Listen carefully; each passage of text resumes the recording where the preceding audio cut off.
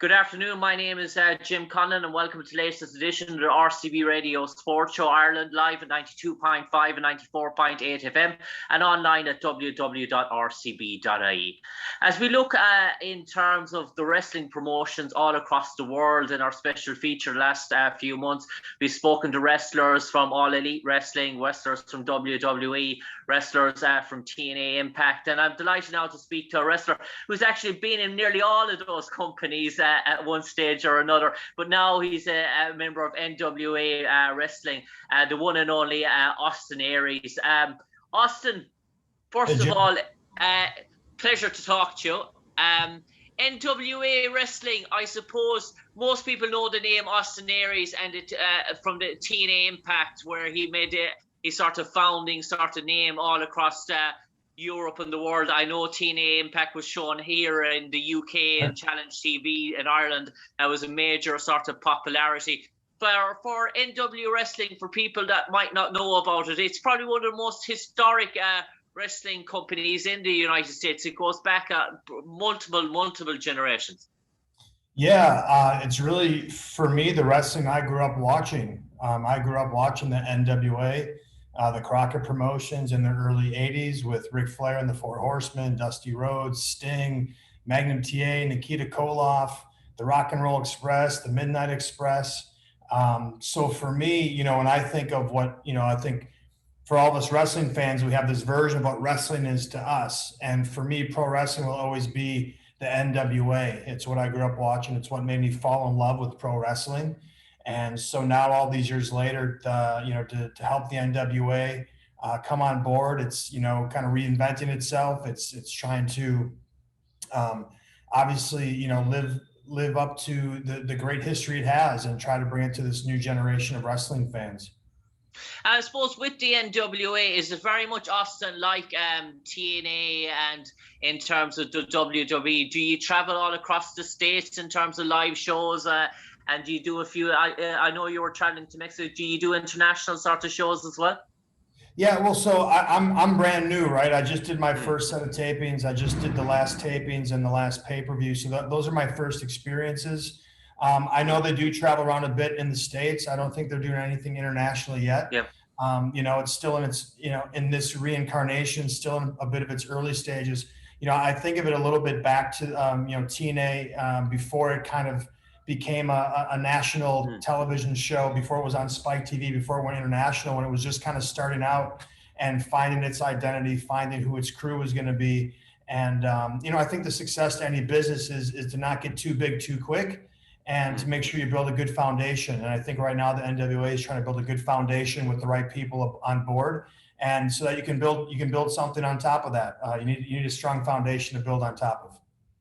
And in terms of you mentioned you're one of the newest members of the NWA recruited. Were there many opportunities for you, Austin? Was there several interested parties in terms of fighting for your signature? Were All Elite Wrestling interested? Just curiosity, were any other companies interested? And what made you pick NWA? You mentioned you were a fan of the history of NWA, but obviously the current roster must appeal to you as well, to say that you went there.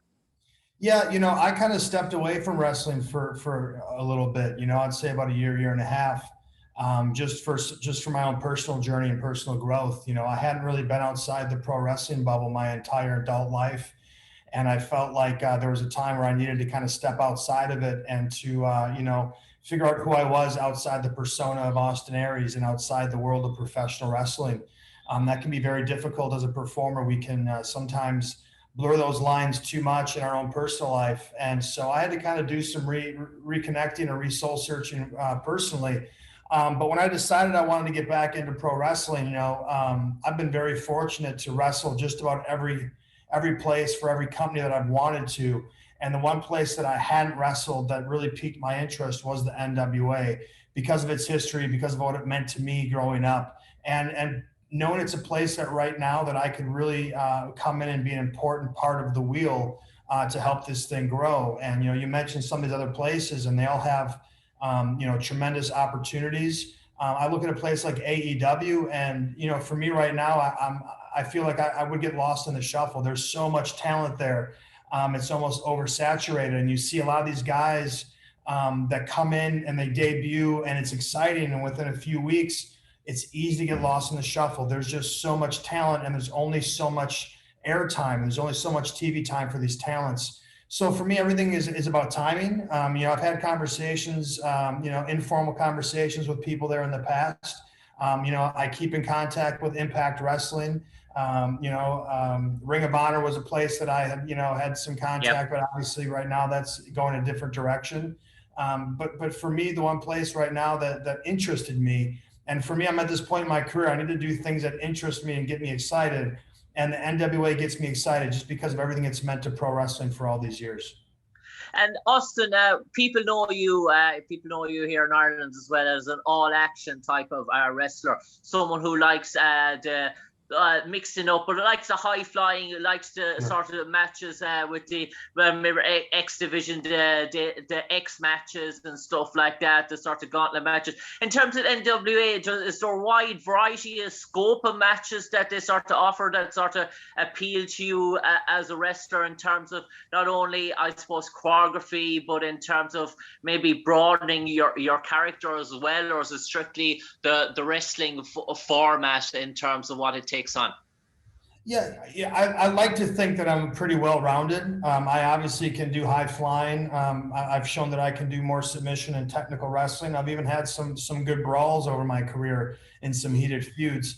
What I like about the NWA is they have a very distinct heavyweight program with true heavyweight wrestlers.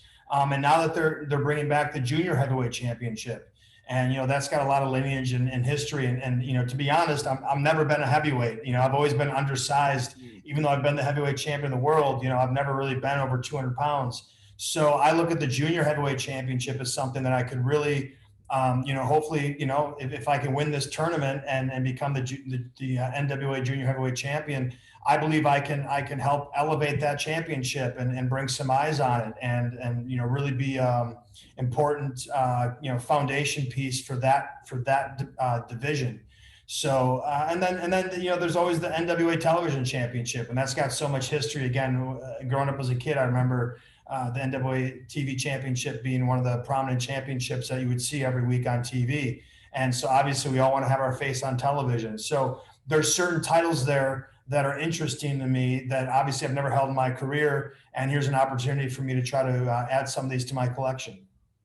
And I suppose, Austin, in terms of, you mentioned that year or two, a year and a half sort of break in terms of professional wrestling. Obviously, it probably give you a bit of time, your own personal headspace, but also give you time with family and friends and sort of loved ones instead of being on the road all the time. You're coming into NWA now, I suppose, under sort of contract.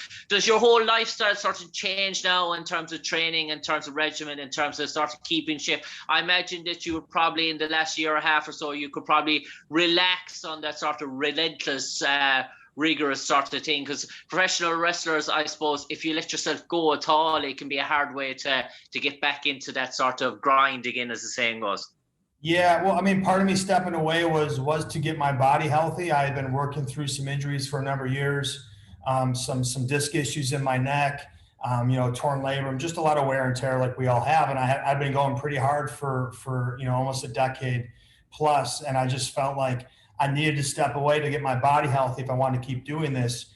Then when 2020 rolled around, we obviously had this COVID situation that kind of put a halt to everything. And it forced a lot of us to kind of step away, whether we wanted to or not. And so I just tried to make the most of that time away and get my body right, get my mind right, and make sure I still love doing this. And I wasn't just doing it because it was a habit and something that I was, just kind of, accustomed to doing. And so I think that time away reminded me why and how much I love performing as a professional wrestler. And that, we all have a certain time length and window to do this before it closes. Father Time is undefeated, as they say. Yeah. So, but my first match back after about 18 months, which is the longest I'd ever taken off, was against Alexander Hammerstone for Global Syndicate Wrestling. And we did about 25-minute main event match. And that was the real test for me to go, okay, you want to still do this, but can you still do this? Physically, can you still do this? And I'll be honest, after that match, I wasn't sure. I watched the match back and I looked slow and I looked old and I wasn't moving the way that I'm accustomed to moving. And so I had this decision to make, and it was, if I'm going to do this again, I need to rededicate myself to being a professional wrestler. I need to have the mentality of a pro athlete. I need to train like a pro athlete. I need to have the lifestyle of a pro athlete. And so I did. I rededicated myself, and I got back into that mode. And by the third match back of this year, I felt like I was kind of back to where I needed to be. I felt like the ring rust was off. I felt athletically I was back where I wanted. Obviously, I'll never be 25 again. I'll never be 35 again. So I need to adapt with being, older, hopefully a little wiser, and how I compete in the ring. But I'm readopting that mindset. You have to, if you want to do this full time as a professional wrestler. There's a certain lifestyle that comes with that. And I always joke when I want to get paid to go wrestle a match, I'm not asking to get paid for what I'm actually wrestling the match. Yeah. I need to get paid for all the stuff I have to do before there to even get in the ring to wrestle that match. The training, the eating right, the making sure you get sleep, the travel. That's the stuff I need to get paid for. The wrestling part I do for free. I love that part. It's all the stuff we have to do to be a pro wrestler that really is what we want to be compensated for. I suppose, Austin, you mentioned in terms of joining Ring of Honor as well, and you've played both sides. You've played the hero, and you've played the heel, the good guy, the sort of bad guy.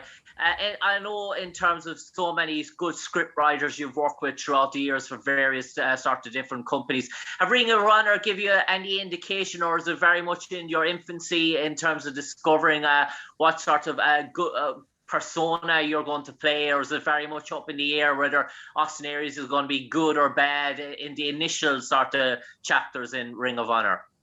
Are you talking about when I first started out there in 2004? Or? Oh, no, apologies. NWA, apologies. I meant NWA. To say, yeah, but NWA. Here's one thing I like about the NWA. And I worked with Billy Corrigan a little bit in Impact Wrestling when he was there.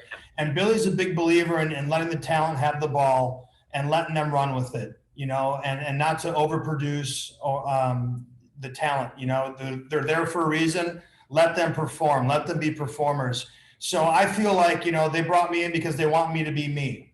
And, I'm trying to figure out in this day and age and in this culture now where that is. Where's going to be the most effective Austin Aries? I put a tweet out recently in response to Bully Ray's comment about there's no true heels anymore.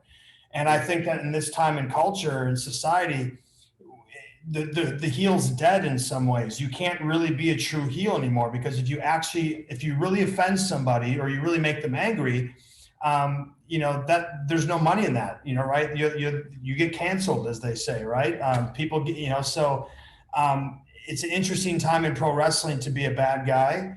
And so everyone's in this gray area. There's really no good guys, because if you try to be a real good guy, then the people turn on you. If you try to really get under their skin and really be a bad guy, they're just going to tune you out. So everyone tries to, ride this area of gray where they're a heel, but they're cool, or they're a good guy, but they're not overly good. So it's very interesting. So I think that, for me is to just be myself and be authentic, because at the end of the day, I've come to realize that I'm a polarizing figure no matter what I do. And there's going to be people that will always support and love me. There's going to be people who always hate me, no matter what I say, no matter what I do. So I'm going to go out there and be me. But I think at the end of the day, what made my name in this wrestling industry was the quality of work that I did in between the ropes. And as long as I can continue to deliver that, whether I'm a good guy or a bad guy is going to be in the eye of the beholder.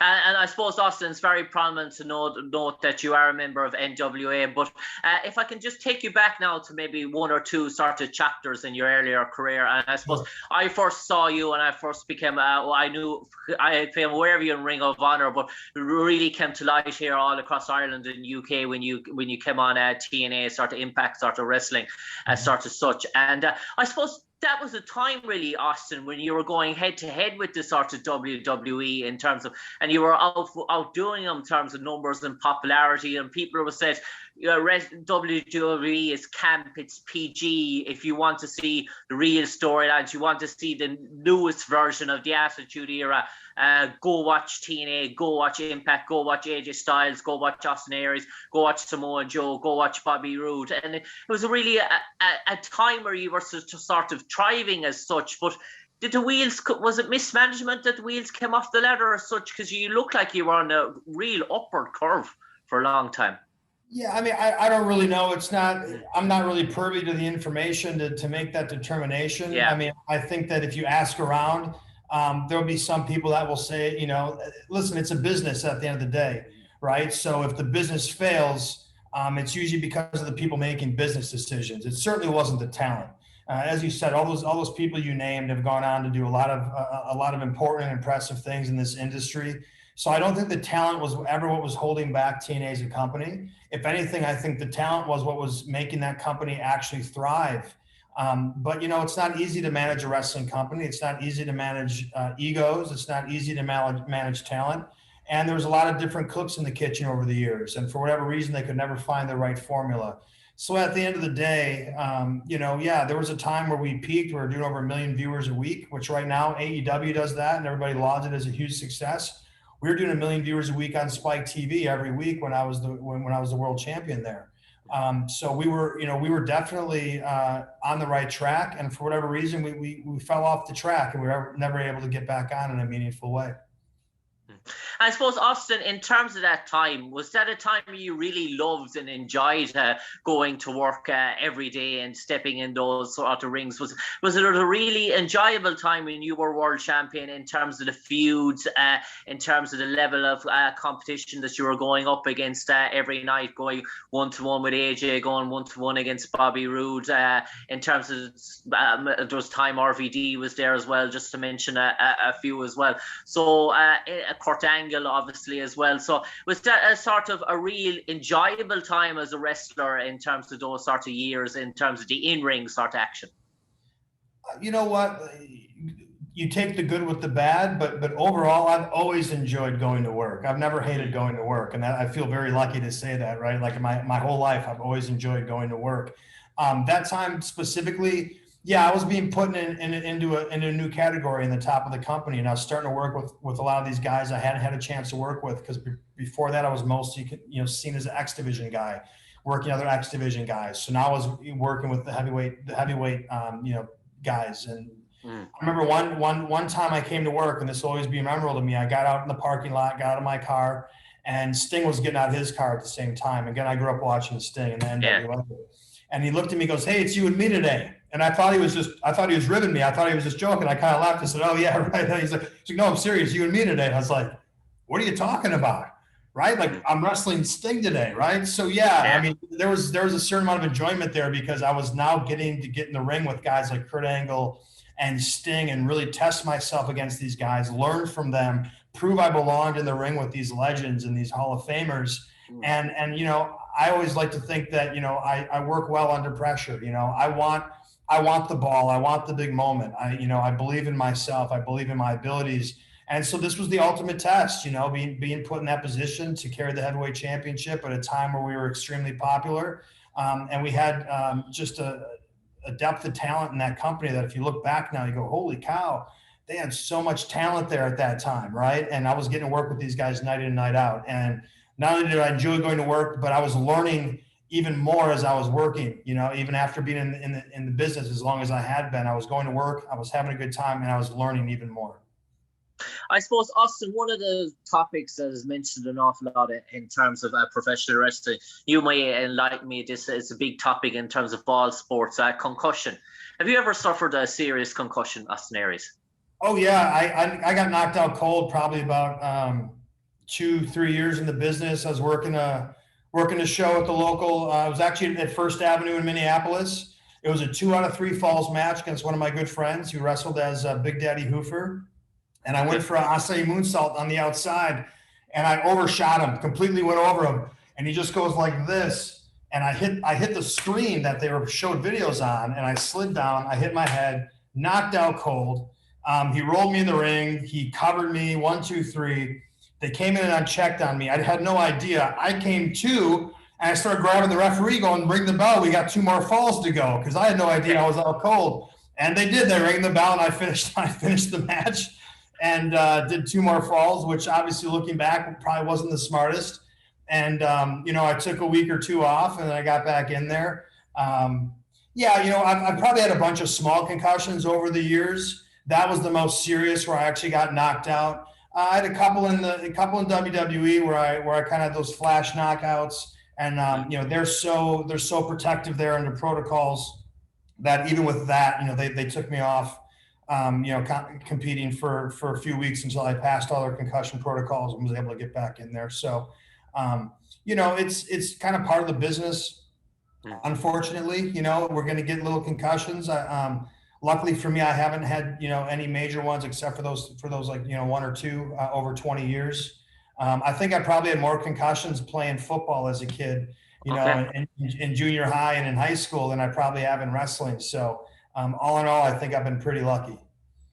And Austin, before I bring you back to the WWA, before we start to finish up, just on WWE, I suppose you came at an era, you came to WWE, you joined roughly around the same time as Samoa Joe in terms of AJ, Bobby Roode. You all sort of came, it almost felt like the final death nail in TNA when you all sort of crossed over. It was to be expected anyway in terms of moving on your own sort of career to the next heights as well. Do you almost feel, Austin, it started off really, really well for you? It started off really promising. You went into X by no time with X. You were moved on to the main roster as well. You sort of, do you start to look and say, right, maybe AJ was promoted straight away into the heavyweight title picture. Yourself and Bobby probably weren't. You were in the same heavyweight division in TNA. Did you find that sort of strange or disappointing as sort of such at the time, or was it in terms of written in the story? Or I didn't really think about that too much. I try not to compare my situation to other guys' situations, you know, because we're all different. I was just trying to take whatever they wanted to give me and do the best I could with it. And you know, I'm very grateful. And I think that, you know, if I look back at my 18 months there, for not having anything written for me, and I didn't have anybody in the back fighting for me or you know, earmarking me for a certain position, I did quite a bit in those 18 months, you know. And, you know, after I got injured, I got an opportunity on commentary, which I would have never expected.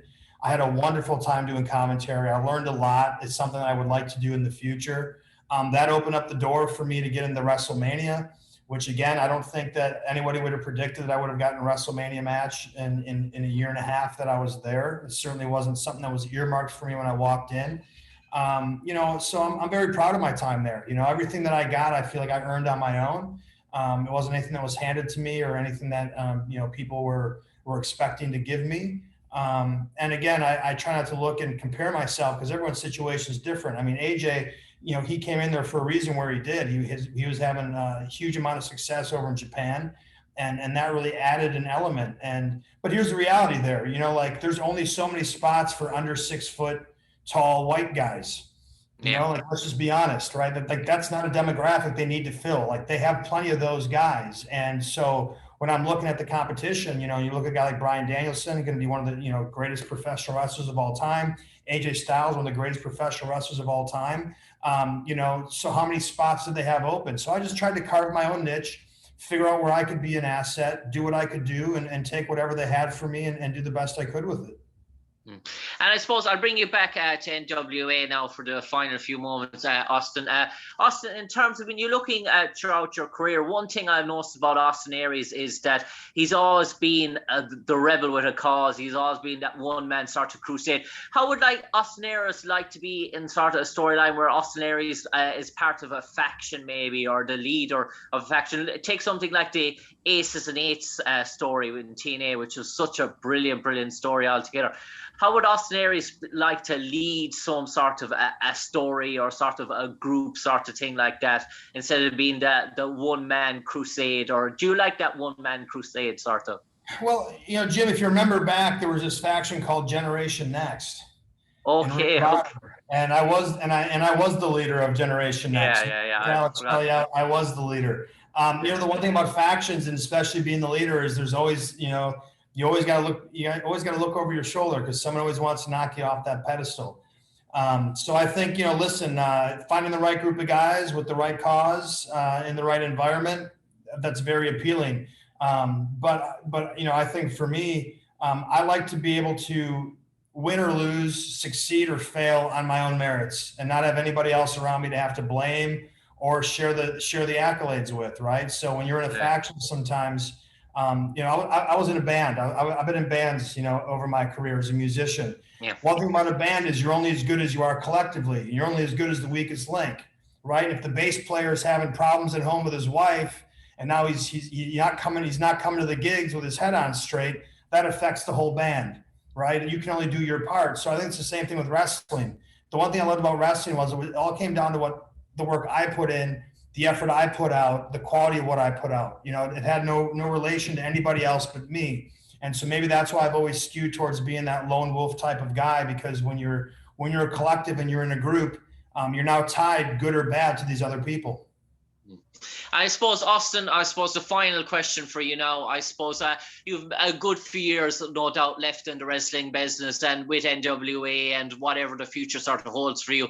I suppose one thing I've noticed throughout the career is that some people don't know when to go, like boxers. You look at Roy Jones Jr. fighting to 50, nothing sort of proved, but just for, it's almost like a drug. They can't stay away. They want to get back into it. Do you think Austin Aries is conscious enough that he's going to leave this sport in a healthy state where he's going to be fit enough for a family and sort of loved ones and have in a state? Because sometimes people don't know when their body's telling them no, the head is probably still saying keep going, I think I will, because nobody analyzes and overanalyzes Austin Aries more than Austin Aries himself. Okay.